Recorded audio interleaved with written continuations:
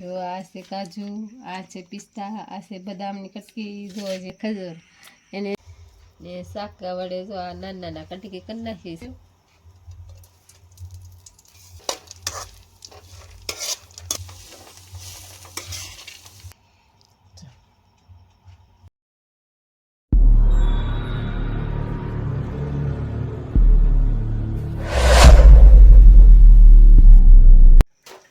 Hello, કેમ છો બધા? જય માતાજી બધાને. જો આજે આપણે છે ને નવી એક રેસીપી બનાવવાની છે. એ બનાવવાની છે ડ્રાયફ્રૂટના લાડુ. એટલું ડ્રાયફ્રૂટ લઈ લીધું છે.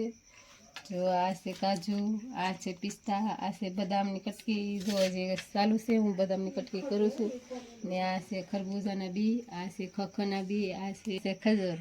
એને જે ખજૂરના જે ઠળિયા કાઢી લેવાના છે અને પછી એને ઘીમાં શેકવાનું છે. એ આગળ તમને રેસીપી હજી બતાવીશ. જો હવે આપણે છે ને આ ખજૂરને ઠળિયા અંદરથી કાઢી નાખી છે ને શાકા વડે જો આ નાના નાના કટકી કરી નાખી છે. અને બસ આમ બધાને આમ ખરાબ ખજૂર હોય એ કાઢી નાખવાનું. ઝીણી ઝીણી કટકી કરી લેવાની ખજૂરની, એટલે આપણે શેકવામાં સારું પડે. હવે આપણે છે ને આ ડ્રાયફ્રૂટ તળી લેવાના છે. એટલે એમાં 2 ચમચી ઘી નાખશું.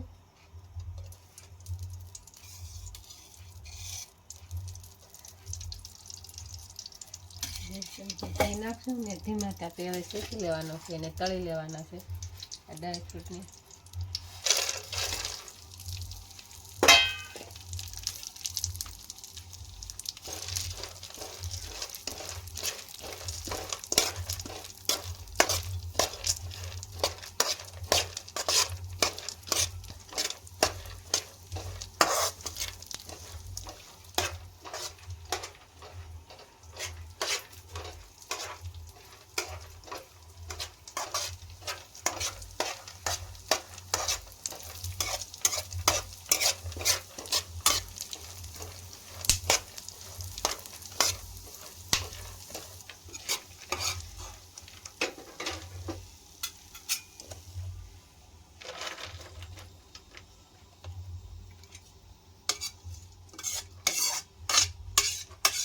હવે આપણે આ તો એ તળાઈ જશે. હવે આપણે ખજૂર તળી લેવાનો છે. એટલે પાછું 2 ચમચી ઘી નાખવાનું.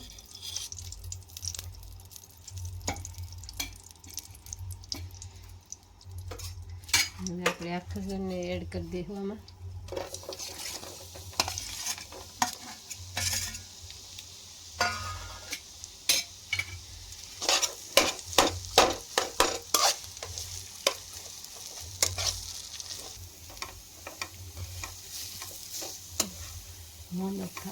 આપણું ખજૂર સરસ મજાનો શેકાઈ જશે ઘીમાં.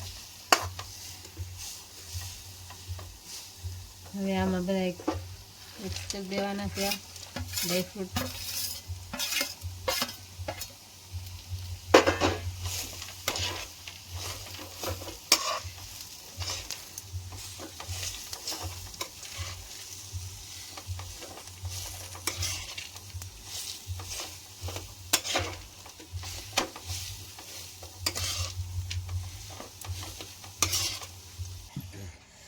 પછી આવી નાની નાની લાડુડી વાળી લેવાની, થોડુંક ઠરી જાય ને એટલે.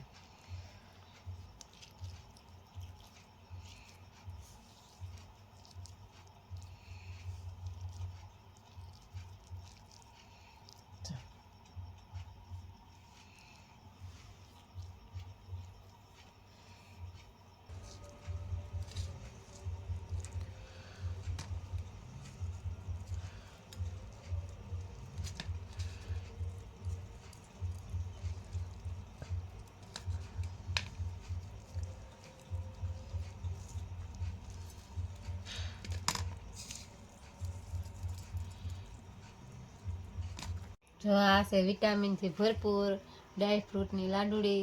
જો મારી રેસીપી ગમી હોય તો લાઈક કરજો, શેર કરજો અને વિડીયોમાં નવા હોય તો સબસ્ક્રાઈબ કરજો. ફરી મળશું નવા વિડીયોમાં. ત્યાં સુધી જય માતાજી.